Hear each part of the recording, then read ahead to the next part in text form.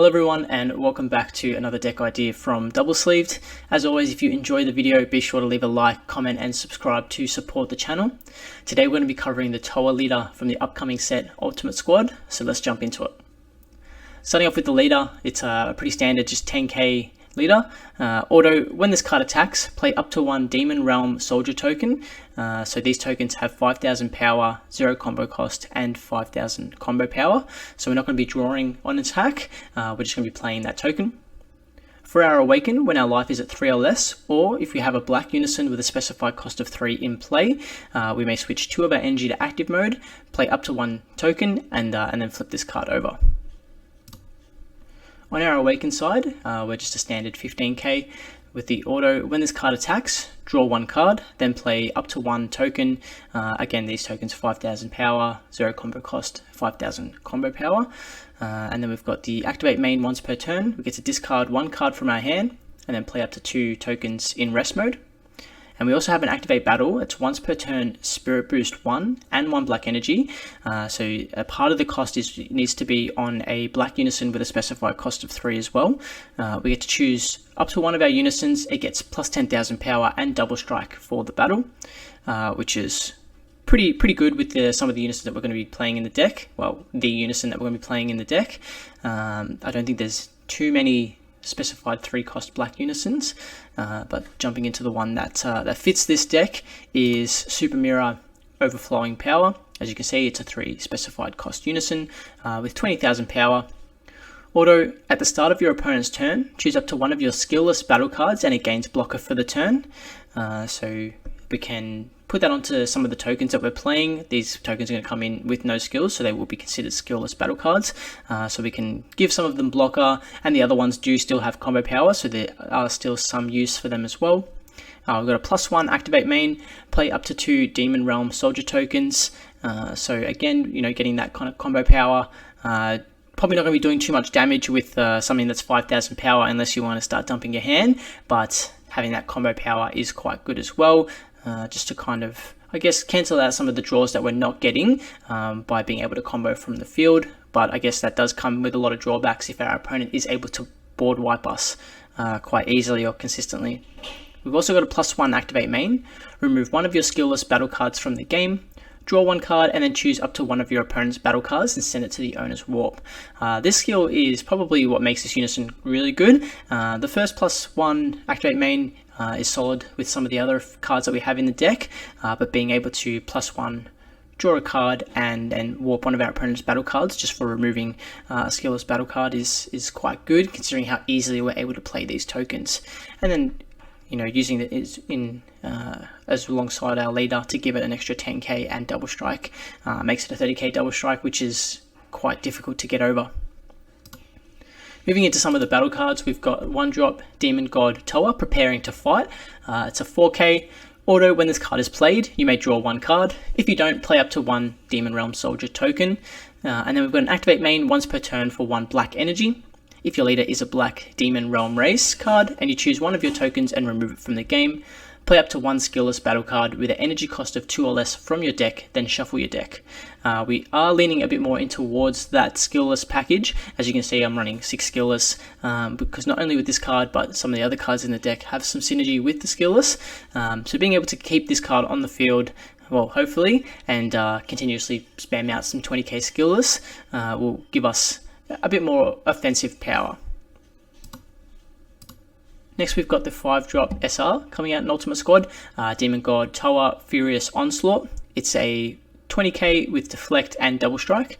Auto, limit 1, choose 2 of your skillless battle cards and remove them from the game. When this card attacks, draw 1 card, then switch this card to active mode and it gets plus 5,000 power for the turn, so becoming a 25k dual attack essentially with Double Strike.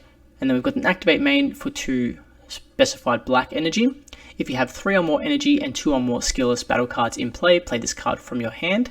So pretty cheap to get out a 25k dual attacking double strike, and with the amount of tokens that we're able to play, we'll be able to get this card out quite easily. Next, we've got Demon God Poutine Imperial Warrior. It's a 3 cost, 2 specified black 14k blocker.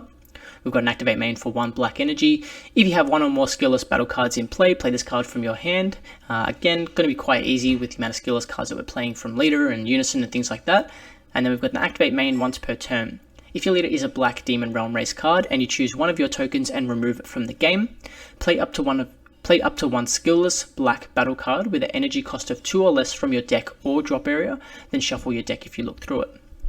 Again, similar to the 1-drop Towa that we went over, being able to play the skillless out from the deck is really good. It helps us thin out our deck, but also means that our targets are always pretty much going to be in there. We don't have to worry about finding them in hand, things like that. But being able to play them from the drop area is really good as well. It means that we can combo with them from hand if we want to get one to the drop area, get that extra 5k combo power, and then use this poutine to play it from the drop area and just get a bit more value out of the cards that we're using. Next we've got Demon God Poutine preparing to fight. This one is a 3-drop, 2 specified black, 5k, has barrier, Dark Overrealm 3 for 2 generic energy. With a permanent, if your leader is black and you have a Demon Realm Soldier token in play in rest mode, your opponent's battle cards can't attack your leader card.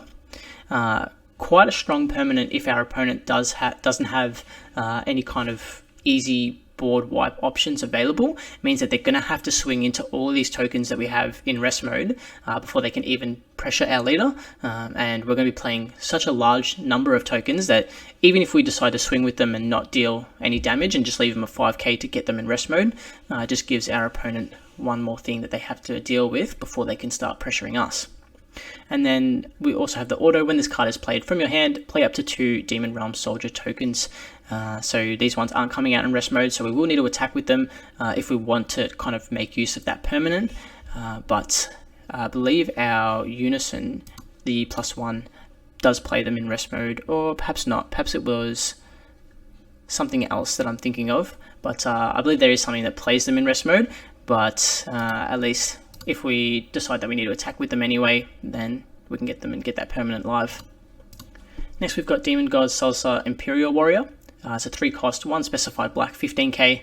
Auto, limit 1. When this card attacks, look at up to 5 cards from the top of your deck, add up to 1 black Android card, black Demon God card, or black Unison with a specified cost of 3 among them to your hand, then shuffle the deck. With an activate main for 1 black energy, if your leader card is black and there are 1 or more tokens in your battle area, play this card from your hand. Again, just such an easy card to get out and to be able to look at the top 5 and start adding cards to hand, considering our leader's not going to be drawing on attack. This card is a good one to get onto the field quite early, just to start building up our hand and searching out the cards that we need. Then we've got Demon God Shroom Imperial Warrior. Wherever there's a salsa, we're always going to have that shroom alongside it. So it's a 3-drop, 1 specified black, 15k as well. This one has critical. So we've got the auto Spirit Boost one. Choose up to 1 of your skillless battle cards and remove it from the game. When this card attacks, choose up to 1 of your opponent's battle cards with an energy cost of 4 or less, ignoring barrier, and send it to the owner's warp. And then we've got the activate main for 1 black energy as well, similar to the salsa of being able to play it if we have 1 or more tokens. So the shroom and salsa are quite easily to get onto the field. One of them is going to be adding cards to your hand. The other one is a 15k critical, which is good in on itself. But having the Spirit Boost 1 effect, once we get the Unison down, just means that we're able to start clearing our opponent's board of things that are 4 or less, ignoring barrier, which is really good. Next we've got Demon God Towa Imperial Warrior, 3-drop, 15k, 2 specified black, with an EX evolve for 1 black energy over a Towa with an energy cost of 2 or less, so that 1-drop that we went over initially. And then auto, when this card is played, choose up to 1 of your opponent's battle cards with an energy cost of 4 or less and send it to the owner's warp. So good at removing a lot of the little pesky battle cards that are out at this point of the game. So there's a lot of dual attacking 19ks and things like that in the game right now, so being able to remove them is pretty good, but also being able to remove Dark Power Mask Saiyan, since a lot of our cards are played through autos and activate mains, it means that we can EX evolve, which is a keyword skill, and then remove Dark Power Mask Saiyan off the field. Next we've got Gravy, which is just a skillless, it's a 2-drop, 20k, since a lot of the cards do play skillers from the deck and drop area and things like that. It's good to be able to get a 20k out onto the field, which is a bit more difficult for our opponents to deal with, since they are going to need to start comboing 2 cards or super combo to get out of these cards' attacks. So if we're able to play them out quite easily, then it can be difficult for our opponent to deal with it. Similar to the Gravy, we've got Finn. Again, just another skill list that we are able to play out of the deck. So we've got a couple of different options. Since a couple of different cards do play skill lists from the deck, I decided to run 6. But you could play around with ratios depending on if you need more, if you need less, things like that. But I do recommend keeping the Gravy because we do run Demigra Demonic Overlord. So it's a 3-drop 20k with an activate main, burst 2 for 2 generic energy. If your leader is a Demigra or Towa card and you place this card from your hand in your drop area, choose 1 or 2 cards in your life and add them to your hand, then choose up to 1 Gravy and 1 Poutine from your deck or Warp and play them, and then shuffle your deck if you look through it. So worth noting that you do need to take 1 or 2 life. There is no option of up to, so you can't take none, but we get to play the Gravy and Poutine. So we're able to play the 20k Gravy from the deck, and I would probably recommend playing the Demon God Poutine as well, to then be able to do the activate main, remove a token, and then play another 20k skill list, whether that one being the Finn or another copy of the Gravy. But yeah, paying 2 energy, and we're able to establish a bit more of a wider board. And then moving into some of the good generic black cards, we've got Super Kamehameha. Counterplay: if your leader is black, your life's at 4 or less. The battle card being played as energy cost of 3 or less, it's sent to the warp instead, and we can activate it for free for life's at 3 or less, and there's only black cards in our energy by taking a life instead of paying the energy cost. Good for a lot of the floodgates that are out right now. Super combo, SS Vegeta, the Prince Strikes Back, pretty standard. If your life's at 4 or less, it gets 10,000 combo power. Bottom deck 1, draw 2. Support of the Dark Empire.